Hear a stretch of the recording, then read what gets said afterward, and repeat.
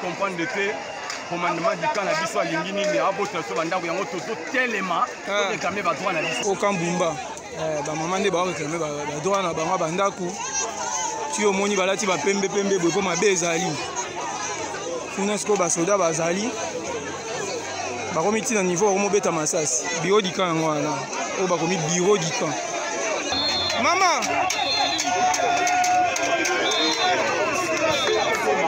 Les vraies raisons qui ont poussé à ce que les épouses, les veuves, les orphelins et les enfants de camp Bumba manifesté est que nous avons en moins de temps connu deux correspondances contradictoires venant de l'état-major général.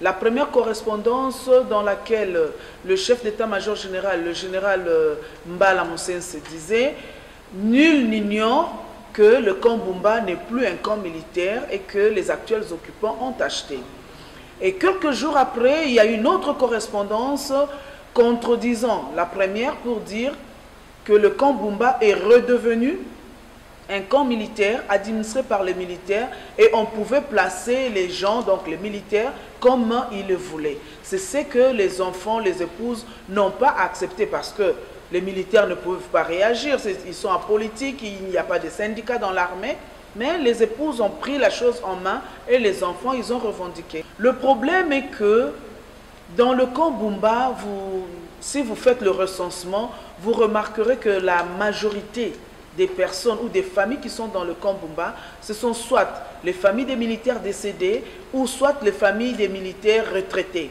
Ceux qui sont encore en fonction sont vraiment minimes. Alors, il s'est fait que la lettre ou la deuxième lettre qui est venue commençait à donner une brèche ou alors a ouvert une brèche pour faire cohabiter ou faire mettre dans une maison 2, 3, 4 familles comme ça de manière illicite. Vous trouverez une personne qui a déjà acheté la maison et quand je dis acheter la maison, ce n'est pas qu'il a fait de manière rebelle, non. Nous avons des correspondances qui témoignent que ces militaires avaient l'autorisation d'acheter leur résidence. La première correspondance, c'était du temps de feu le maréchal Mobutu. La deuxième correspondance, c'est du temps de Mzee ou de Kabila le fils, je crois, mais signée par le général Ondekane, à l'époque ministre de la Défense, autorisant à l'ONEL de vendre ces maisons, mais à une condition, que les occupants actuels soient les bénéficiaires de maisons. Et les militaires qui ne sont pas très bien payés ont vendu leur patrimoine à la cité. Ils se sont endettés et ils ont amené l'argent. À ce moment-là, l'autorité compétente ou l'autorité militaire était où? Au moment où les militaires vendaient des choses et achetaient. Nous avons acheté, il y a eu des commissions qui sont venues, les gens ont payé de leur argent. Et subitement, un matin, on se réveille, après qu'on ait déjà tout payé, il y a une lettre qui dit non, vous n'avez plus droit à ces maisons. Et il y a de ceux qui ont déjà des attestations, comme on a les registres d'enregistrement, non, le certificat d'enregistrement, voilà, c'est ça qu'on appelle. Ils ont déjà leur certificat d'enregistrement. Il y a d'autres qui sont en cours de paiement qui n'ont pas encore apuré. Et il y a aussi un groupe, il faut le dire, des gens qui n'ont pas voulu acheter. Et il y a aussi de ceux qui sont venus après et qui n'ont pas trouvé cette occasion pour acheter. Et maintenant, la lettre contradictoire est venue mettre le feu à la poudre. Voilà les désordres qu'il y avait au camp Bumba. Pouvez-vous nous dire aujourd'hui à qui appartient ce terrain? Ce terrain, le camp Bumba, ce terrain ou le camp qu'on appelle maintenant camp Bumba, appartient bel et bien à l'ONEL, l'ex-Office national de logement.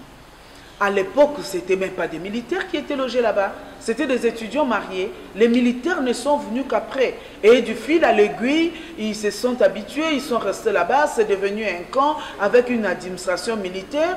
Mais actuellement, au moment où on vous parle, il y a un jugement qui a été rendu, que le camp Bumba n'appartenait pas à l'armée congolaise.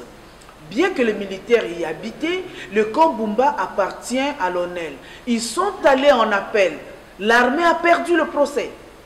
Donc le camp Bumba est un bien de l'ONEL et l'ONEL est en droit de liquider son bien. Voilà ce qui a été fait. L'ONEL liquide son bien. Mais qu'est-ce qui bloque l'exécution de ces jugements? Vous savez, monsieur le journaliste, le camp Bumba est occupé par des militaires. Et qui dit militaires sont ceux qui détiennent les armes. Quand on a rendu le jugement, le ministère de la Justice utilise très souvent les policiers. Les policiers ne pouvaient pas venir imposer ou faire exécuter le jugement dans un camp militaire. Nous avons aussi une correspondance du ministre Luzolo Bambi à l'époque, ministre de la Justice, s'adressant à son homologue ministre de la Défense pour instruire le chef d'état-major général de l'époque, le général Etumba, afin que ce jugement-là soit exécuté. Mais jusqu'à présent, c'est resté une lettre morte. C'est que nous demandons seulement aux autorités de ne pas faire une récupération politique de l'affaire. Ce n'est pas une affaire politique, c'est une affaire des militaires et l'ONEL. Les militaires ont acheté, l'ONEL a liquidé et ça doit rester comme ça, qu'on ne fasse pas une récupération politique